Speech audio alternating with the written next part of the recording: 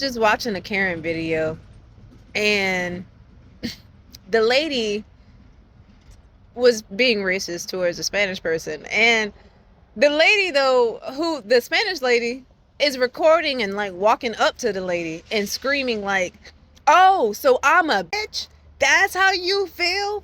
And I couldn't help but feel like cringy, because it wasn't cringy for her to stand up for herself, but it's like, What are you doing? because the lady, all she did was double down. She just kept saying it. She's like, "Yeah, I really hate your fucking guts." And the lady was just like, "Oh, really? Really?" With no rebuttal, no real defense. And I know that's like a trend. You got to record the Karen so the people can see. The people have to know. The society had. And I got to tell you, it's funny because I've never run into a Karen in my life. I'm not saying these people don't exist. I don't know. Perhaps I'm just protected from them in some type of way. But I've never experienced an actual Karen. I've experienced people with bad attitudes, but I think it's just because they had a bad day, or perhaps they didn't heal yet. But a Karen, like a Karen, I've never experienced that. But it made me cringe so hard to see her just with the camera in her face, but not actually doing anything. And not saying that I condone violence. I don't. I don't like violence at all. I'm not saying she should get violent. But lady, if you don't have the good rebuttal that you should have in your line of defense, stop recording, because it's giving a secondhand cringe embarrassment. I felt embarrassed. It's almost like when you see a person chase somebody down. I had an experience like this. Speaking from experience, tap in. See, I'm gonna speak from experience real quick because this is the best way I could probably explain it. I used to work at a factory, a warehouse where we made glue. And in there, honestly, the job was very easy. It wasn't hard at all. It's sort of like baking a cake. You just read the ingredients, throw it in a blender, pull it out. So that was the job. The job was not hard at all. It never was. I actually really enjoyed the job because of how easy it was. It was the easiest job I've ever had in my life. Um, so while I was there, though, there was a person who worked in a different department, but we all worked pretty much on the floor. Also, I need to preface that also I was the only female that worked in there surrounded by men. It was a sausage fest. So a lot of ego, a lot of arrogance, a lot of you don't know what you're talking about. You're just a little girl. I just want to throw that in there. So this one person that is speaking from experience that did something like this. I'm not going to put his name in there. It doesn't matter. So there was this guy at my job who was in his 50s, okay? In his 50s. Had to been like 55, close to knocking on 60s, okay? And his biggest thing every day, and he worked at that job, I should say, for at least 15 years. Every day that his job was to come to work and just with people.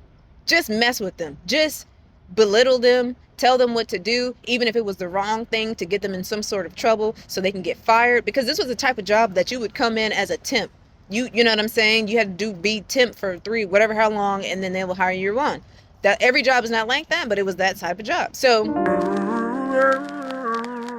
the people that the guys, I should say, because it's mostly men, is I only saw one or two females that ever even really was in there, and they did not stay. They was only there for about a week, and that's not to say anything about them. Those men were very hard to deal with. It's very hard to be surrounded by men, but I actually like men a lot. But it's hard to be around them when they feel like they are the most powerful things on the earth, because they're not.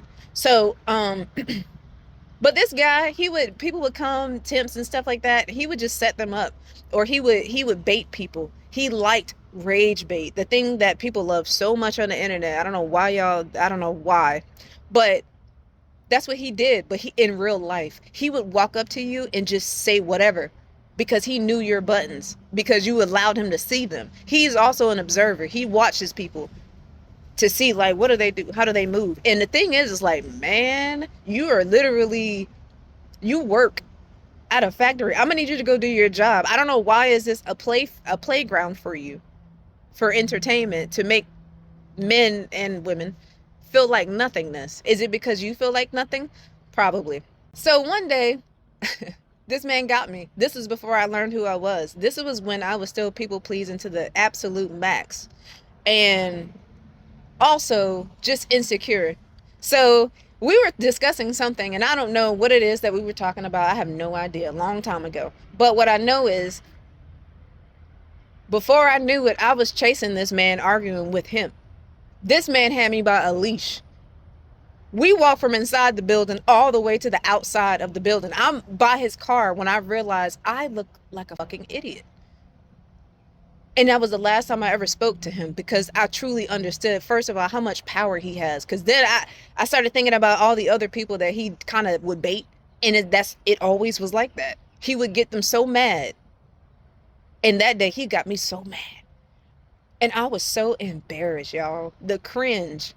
The cringe. Because it's not like I was following him, but I was saying nothing. Just like this lady on this video that I'm talking about. It's like she's like, oh, you're gonna call me a bitch? Are you gonna call me a bitch? It's almost like she wanted other people to hear her so that, they could stand up for her too. Yeah, yeah. But the thing is, sometimes it's just you. It's just you. And nobody's around. Or the people who are around don't want to get involved. They're like, a lot of us do that. A lot of us will see somebody get in a parking lot and go. And you know how I know?